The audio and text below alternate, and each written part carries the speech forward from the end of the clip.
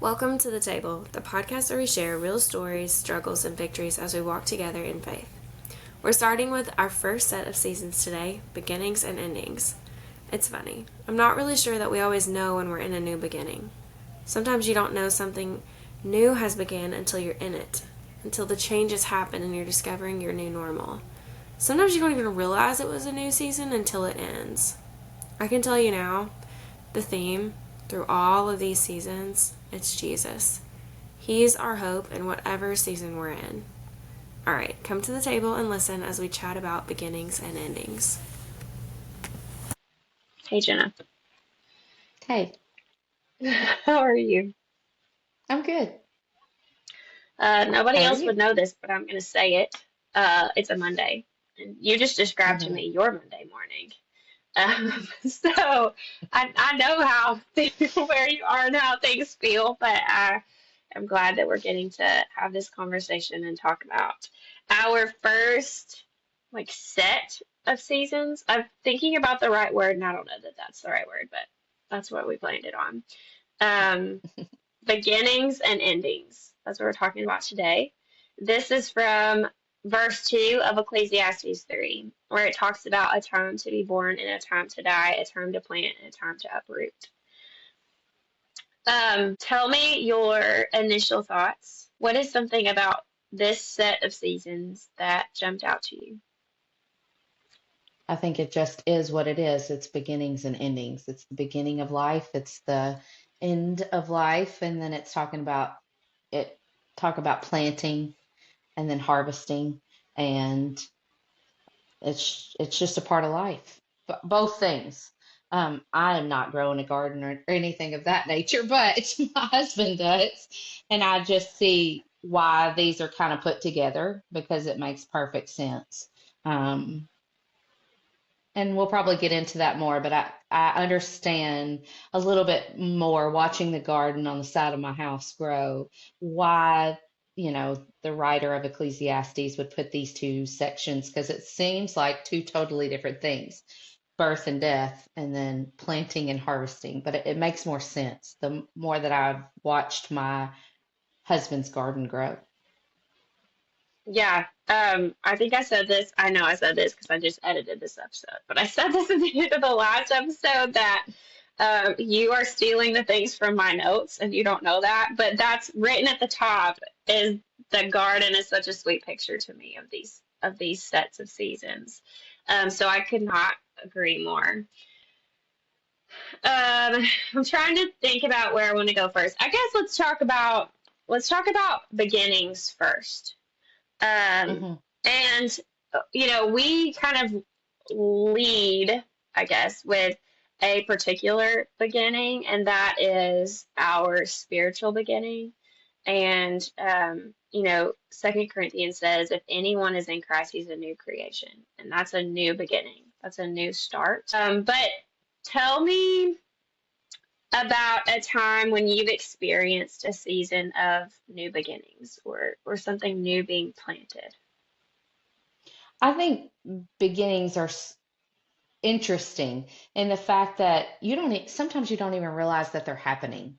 Sometimes you don't even know that that's why, like, what's right in front of you. With the idea of seasons, I mean, you can't even tell when seasons are changing sometimes because they're just so, it's hard to tell at times. But for beginnings for me in my life, I I guess it's really hard to recognize them until you're past them. Yeah. Of course, a birth is a brand new season, and that's noticeable. It's big. It changes your whole life, and there's no question to something new has started. And for me, it's not like because I've had multiple births or given birth multiple times. It starts even before they're actually born, before that child even comes Yeah. into the world. Something new is happening and you know it. It's the beginning of a brand new season of your life. And that's happened quite a few times for me. But I think also you don't realize how big those changes are going to be or that starting of a new season until you've kind of gotten past it. Like you know that things are going to change and things are going to be different, especially with a baby being born. But um, Starting a new job, you don't realize how big of a change it's going to be. Starting a new school, starting a new, moving to a new place. There's so many, places in our life where something new is starting, a beginning of something, and you don't realize how much it's going to affect everything else in your life until you've kind of walked through it or started that process of walking through that beginning. Yeah, I couldn't agree more. You don't really know sometimes that it's a beginning of something new. And when I was thinking about beginnings in my life, obviously the birth of my children, it's like from that moment on, there's no going back. You just know that no longer will we be the same. No, everything is now different and everything has changed. We have this new, not only new life, but new life for us, like for me and Justin. Not only did I have this baby, but now life looks very different. And I have 9 months to prepare for that, right? So sometimes it tees you up. Sometimes you have a preparing for that new season, but you still don't know. You don't know what it's going to be like. Well, and you got to think about it too. Like prior to that, your beginnings or starting of something would be like starting a new school when you went from elementary school to middle school, at least for me, and then you moved to high school. And so it's like you would start something new every few years. And I can even remember graduating from high school thinking, oh, this is, everybody makes such a big thing of it. And you're sitting there as an 18, 17, 18-year-old person thinking, oh, this is ending and something new is starting, but you have no idea what that even means. You don't Hmm. even know what that looks like. You don't know what's really ahead. And I think it's really important to just keep a godly perspective on these things, especially like I finished high school, I went to college. Things transpired in college where I had to come home for a year. Then I went back to college. And I can remember even at the end of, like, at college graduation, having no idea what's next. Like, I've spent 4 to 5 years gaining all this knowledge. Will I have a job? Will I? Like, you have no idea what's next. And I think it's just really important to trust the steps and the path that the Lord has for you. And I don't think I really did that as well as I could have, um, because you just don't, you're young and you don't realize that all of these changing of seasons and these new things happening in your life, you don't know what's going to be next. You don't realize that it's even a, I think sometimes you don't even realize that it's a beginning or an ending. It just happens. Yeah. Yeah, there's a scripture in Isaiah 43, 19. Behold, I'm doing a new thing. Now it springs forth. Do you not perceive it? I will make a way in the wilderness and rivers in the desert. And so that's exactly what you're just saying is the Lord is like, I'm doing something new. Can you even tell? Can you even appreciate that that's where you are right now? So that gives some comfort, right? To know we're not the only ones. All the way back in Isaiah, he was saying the same thing. It's like, I'm trying to do something new. Can't you see? When everybody gives you Jeremiah 29:11 when you graduate, and you just think that's the verse that everybody hands out to you, like in every card is Jeremiah, that the Lord has plans for you, and they're plans to give you a hope and a future. Um, but then you have no idea what that future is, and you sit there and just read over that verse. But now looking back, like if I would have really pressed into that and realized that the Lord does have a plan and a future for me, and it's good.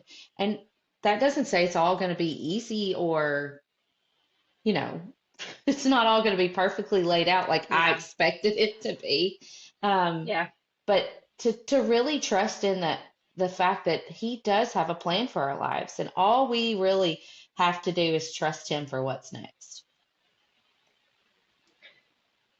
I think that's probably something I could have done better too as a child especially. And I just remember, and you mentioned high school, which is funny because that was another time, you leave, you're a senior in high school and you graduate, you're like the oldest person and you've been doing this for the last 4 years, and everybody looks up to you, and like everybody, all the attention is on you as you close out or end that season, and then you are abruptly thrown into freshman year of college or fill in the blank year after graduation. And it's like, whoa, I'm used to being like the top dog on the totem pole, and now I'm at the very bottom. I have no idea what's happening. And being able to trust that the Lord knows, that He loves me, and that He knows probably would have made that easier. Well, and isn't it also just maybe interesting is not the right word, but that's what I'm going to use here. Isn't it interesting that that is the way life goes? It it doesn't just you start and then it just kind of goes all the way to the end. It's a perpetual beginning and ending. You begin Hmm. something, it ends. He starts something new for you. It sometimes ends. That's the way life goes. And I think just going back to the thought of like being there's a time to be born, there's a time to die. That's just a verse, but when you think about what is that and, there's a something in the middle. Like Yeah. born and to die, that's not it. It's not just 2 points. There's a line connecting them. And there's things that are going to be done between each of those beginnings and endings. And you really have to trust the Lord, really have to trust the Lord and just stay on his path for you because he's got something new around the bend all the time. It never ceases to surprise me that, oh, I had gotten comfortable in this, or I'm ready for this to be over, and the Lord shows up with something new. Yeah. I think we already mentioned this, but sometimes you don't know it's a beginning until you feel the ending. Hmm. And so let's talk about endings for a little bit Hmm. because, like you just said, I might be in like I'm in a season right now. This is so silly. I hate homework. Hate homework. I think it is like I just hate it so much because it creeps in on our afternoon routine that we have loosely established, and it's like another thing that I have to remember because my kids are still little, and so Right. it's me being responsible for their homework and not all on them. And it's like Right. I didn't realize I was in this new homework season until our cushy summer Summer afternoon break. as a family ended. And so Right. um, I, sometimes the ending is what highlights the new beginning. So let's Hmm. talk about endings. What have you found in the scripture about endings? Um, well, I specifically looked at death, but now that we're going this route, I think it's really important to, well, going back to what you were talking about, it's like our days are determined. Since our days are determined, like it says in Job 14, our days are determined, the number of months is already with you, like the Lord already knows. Um, Hmm. I think we have to expect and prepare that things are going to change. I hate to like say that they end. It's just a new season. It's not necessarily the ending. Just because summer's over doesn't mean that "Ugh, I'm never going to get it again. Right. And it Yeah. just means you're in a new season with new routines. And I think it's so good that God numbered our days and seasons and times like that. Um, could you imagine if all it was a full year of homework and a full year of hot sunshine? Like some people would love that, No. but I cannot. Um, Nope. Not not me for either. me. I like fall, even though it doesn't work real well here in Tennessee. I I like fall. know. I like winter and I love spring. I love to watch new things grow. Like without the like one without the other, it just doesn't work as well. And I Yeah. really, really, as I've gotten older, see the importance of things like they're hard. Changing of seasons, things coming to an end is really difficult. Um, just when I can remember back as a teacher and the school year would end, and I just felt like it was so sad that I would never have those 22 kids ever again. Like that was it. Yeah. And it like that was our little bubble for 9 to 10 months, and then that just ends abruptly. It's over. But I was there for that season of their life, and I remember, one of my very first kindergartners in my first classroom just got engaged a few weeks ago. And I remember looking at her mom's pictures of her, and it immediately took me back to that year where she was in my first class. Um, and it took me to that day of all the little kindergartners have to come in for like orientation days. And I remember this tiny little blonde haired girl sitting at this table, bawling her eyes out, and her parents were standing outside the door, and I could just see their heartbreak. I'm only 22 years old. I was young. It was going to be my first time teaching, but I saw those parents and my heart just broke for them. I couldn't imagine dropping my baby off at school and just leaving her there. And Yeah. it to them it was a brand new thing, and their life with her staying at home was ending. But I see in that moment, like, I was able to talk to those parents and tell them I'm going to take care of her. And the Lord worked it out that that little girl was in my first class. And they were such huge supporters of me. And that little girl is now engaged. And seeing those pictures of her being engaged just showed me that seasons really do come, seasons do go. But again, it's those endings just lead to something else until death, obviously. But even in death, if you're a child of God, there's hope in death, and Yeah. that's not the end. And so God's perfect plan and his wisdom and his sovereignty that he has this for the Christian, death is not even the end. And we get so sad when things end here, and death is sad. Um, but for the Christian, we have to remember that it's really not the end, it's just the beginning.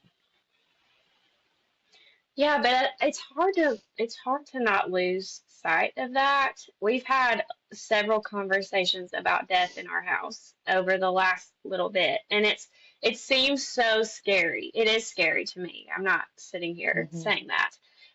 It's Right, like something I want to avoid at all costs, but I know that I can't, right? And right, it's something that right, we can be prepared for and not long for. Like I'm not longing for the day that I get to leave my family today, right, any day. But right. um, but I do think it's really easy to lose sight of that. And I was telling Millie, who feels things really deeply. I was telling her that in heaven, in terms of heaven, in heaven language, like this life is a season and Hmm. the rest of forever and ever is in heaven with Jesus. And so while it feels really scary and it feels like a long time here, we were talking about when I die and how old she's gonna be, all that.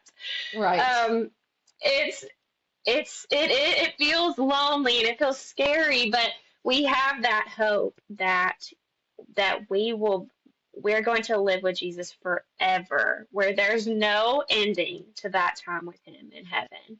And how sweet that is. But it's hard. It's hard to remember that and to live with that perspective.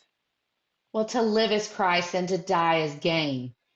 I mean, I've heard that so much over the last week, but my whole life, Yeah. really. But over the last week, with the passing of this, has just been a hard week in America. Uh, Yeah.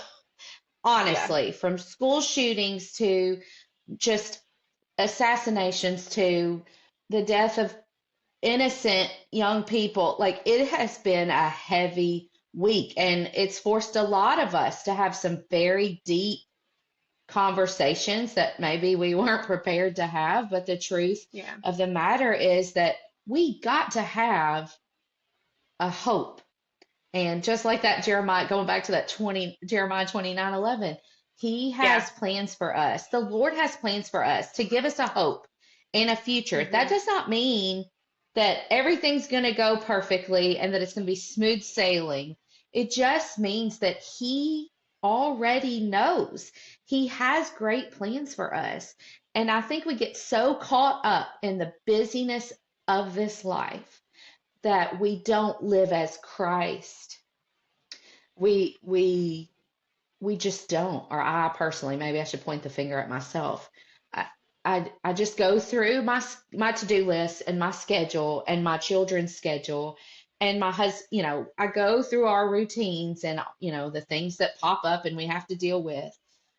And then I get stressed or overwhelmed. I'm like, why am I feeling this way? It's because I haven't included Christ, who should be first in all the things that I do. To live is Christ.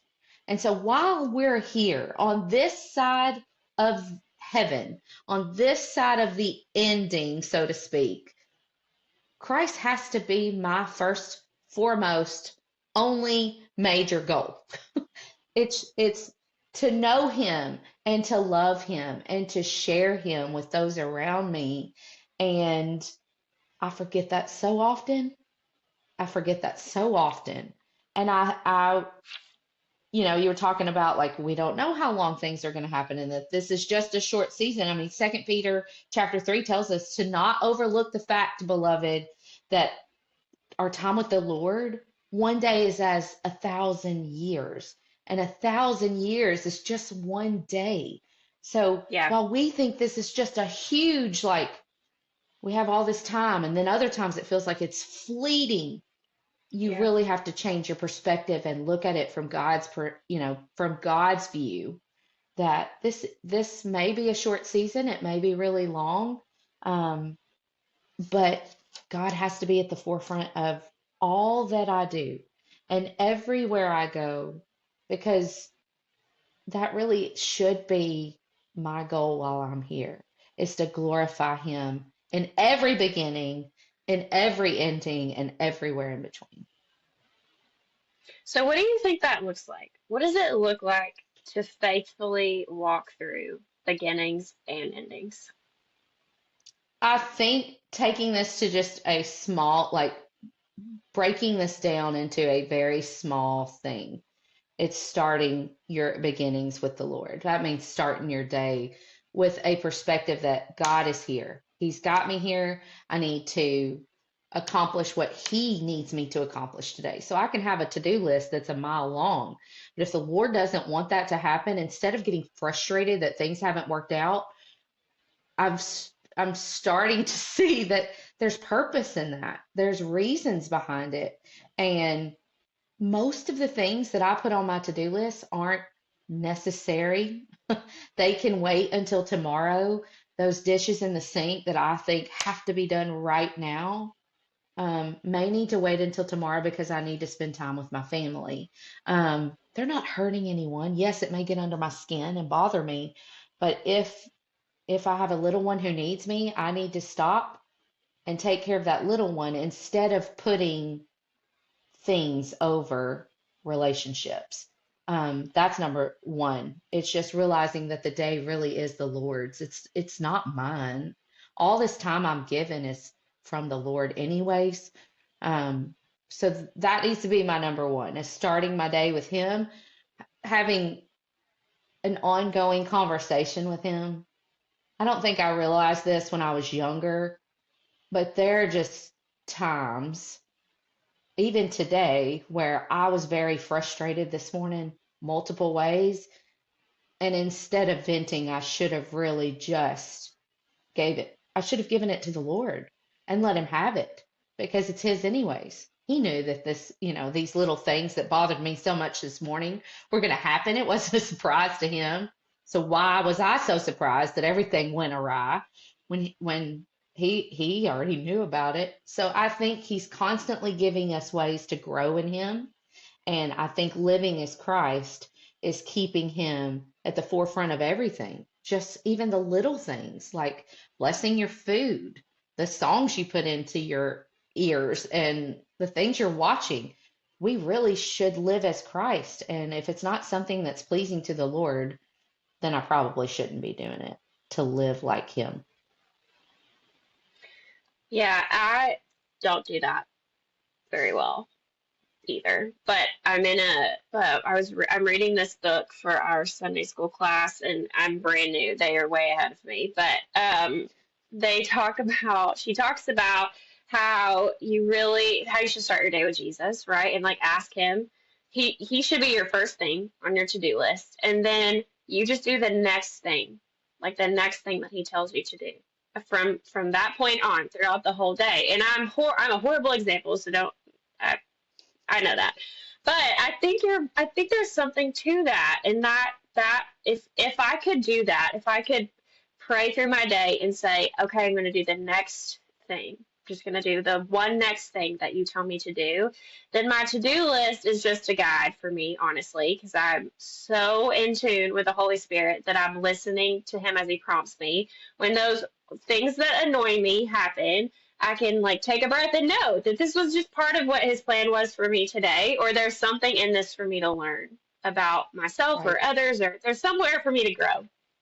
And you So can't use it as an excuse either. That's the other thing, yeah, is that don't use the Lord as your excuse to not show up for work or true. not do the things Hmm. that you have to do. It's Yeah, using him as like you've got this all-knowing, all-powerful God who's in charge of all things. He's in control of all things. And using that, you have the power of Christ in you if you're a believer.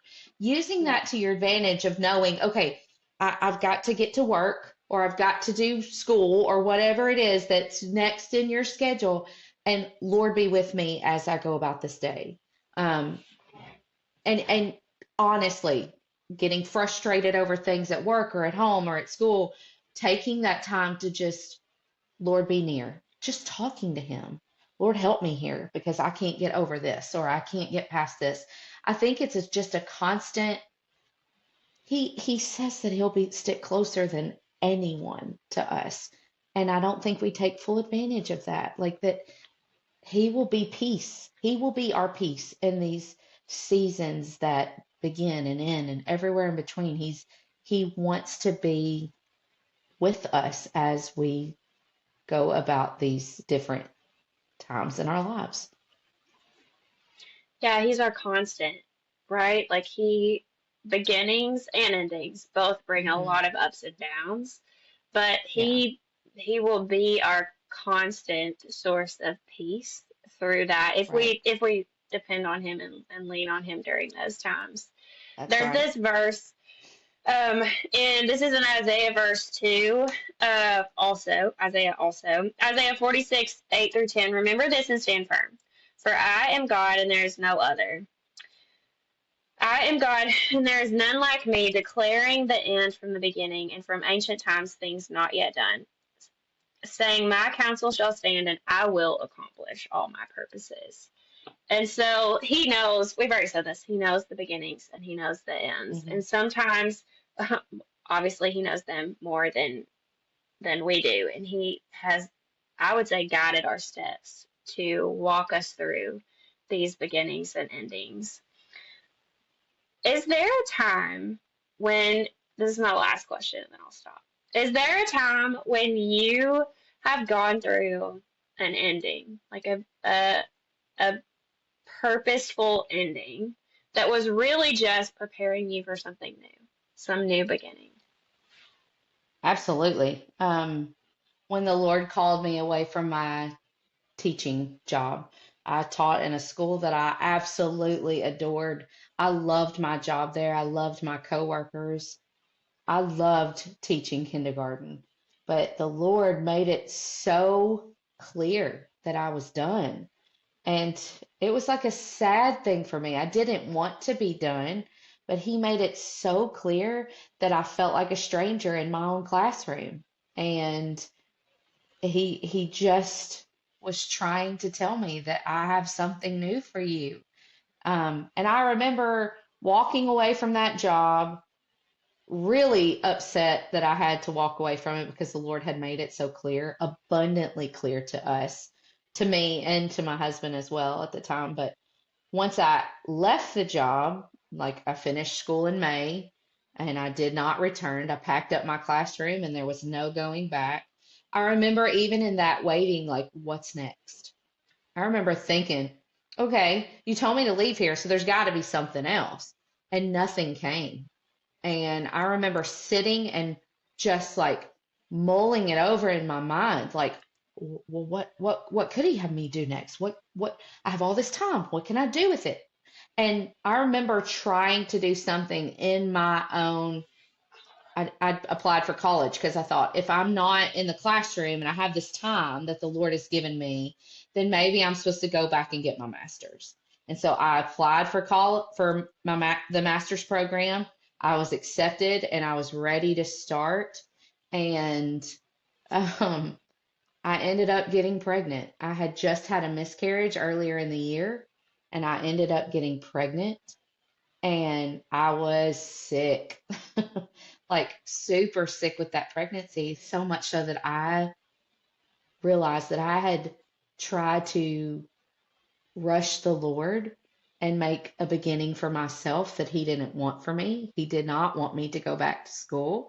I had pushed that because I had all this free time that I thought was mine, you know. Um, Yeah. and instead, He had this greater plan for me to just, I had lost this baby and I had struggled through that loss at the beginning of that year. I thought maybe I needed a break from school. Maybe that's why he ended that job for me and told me to be done and that, okay, I'm done. So I start school. No, he knew what he was doing. He stopped me from that job because he was starting something new in our family. Um, and I tried to rush him and I tried to take it within my own hands and make it happen when really all he wanted me to do was be still and wait on him and wait with him for him to show up for what was next. To be faithful in that, to care for my home, to enjoy the time that I had that summer with my husband. Instead, I was like mulling over what had to be done next, what season is starting, and ended up having to withdraw from school because I was so sick with this pregnancy, and the Lord already knew. Yeah. So again, he already has those plans laid out for us, and it's just sometimes it's just trusting him to take you to the next step and being faithful in those moments of I don't know what to do next. I don't know what to do next. And just being faithful to the Lord to show you what's next instead of trying to fill that time or fill that, void or whatever it is you want to call it. Sometimes it just requires being still and waiting. I think that's a great example. What else do you have about these seasons that we haven't said yet? Well, going back to what I said in the beginning of why in the world would this author put a time to be born, like birth and death, with planting a garden and harvesting it. It like being born is a big thing, dying is a big thing. But then planting and harvesting, at first, when you just read it, it's like there's no correlation. But as I've watched my husband plant, well, he has multiple gardens. He has a vegetable garden. He's growing fruit. He's got rose garden. He's got zinnias growing, which they don't require very much, but uh, everything else requires what I'm seeing now is careful tending. Like Yeah. once you plant something, once he put something in the ground, he didn't just walk away from it and leave it alone. He went out there almost every day to tend to that garden that he's planted. And it wasn't just watering it. It was making sure that the soil was right. It was making sure that he gave them the right nourishment. And I don't even understand all the garden terms or things that he does. But he spent Yeah. a lot of time out there tending to these things so that we would have plenty of roses and so that we would have plenty of tomatoes and watermelon and all the different things that he grew didn't just happen for nothing. He spent time and he worked so that when it was time for harvest to pick them, that they were good to eat, that they were beautiful to look at, that he took the time in the time from planting to harvest to really care for that garden and for that time. And I see why you would put a time to be born and a time to die in that same verse because don't just we're not just born to die. We're supposed to do something in between. We've got to tend to the time that the Lord has given us We are to share him. We are to learn more about him. We're to love those around us so that they see Jesus in us. And it'd be really easy to be born and then do nothing, but there's a lot of tending that has to be done when that baby is born. And you think about how much time a parent puts into caring for that child. And from the time that they're born to teenagers and then sending them out into the world, I just see the correlation is to use the time in between well and to tend to it and to grow it and to really trust the plan that the Lord has in store. All that time in between is ours to give to the Lord and to bring about more glory for him. Yeah, those seasons really are markers. They're just like birth and death and planting and harvest. They're just markers, and it's all that time in between is is where you put the work in. So yeah, I think that's a Hmm. great point. Jesus talks about that too, right? He talks about it in Hmm. John 15 when he talks about pruning away the parts that don't bear fruit, and then he cuts away Right. parts so that they will bear more fruit. And Yep. that's him tending to us in these seasons and really wanting to produce the most fruit that Yep. he can. So I think that was a great thing to add. All right, we'll be back to talk about our next set of seasons next week, but thanks for having this conversation with me today, Jenna. Sounds Thanks for coming to the table. We hope today's conversation encouraged you as you seek Jesus in the big moments and the little ones. Check out the show notes for any scripture, resources, whatever we talked about today. Feel free to share this episode, leave a comment, ask a question, and share your thoughts with us. Next week, we're on to our next set of seasons, brokenness and restoration. It's a good one, y'all. Come back and listen. Thank you for being here. If you haven't already, go follow us on socials to see all the things we're sharing throughout the week. We'll see you next time.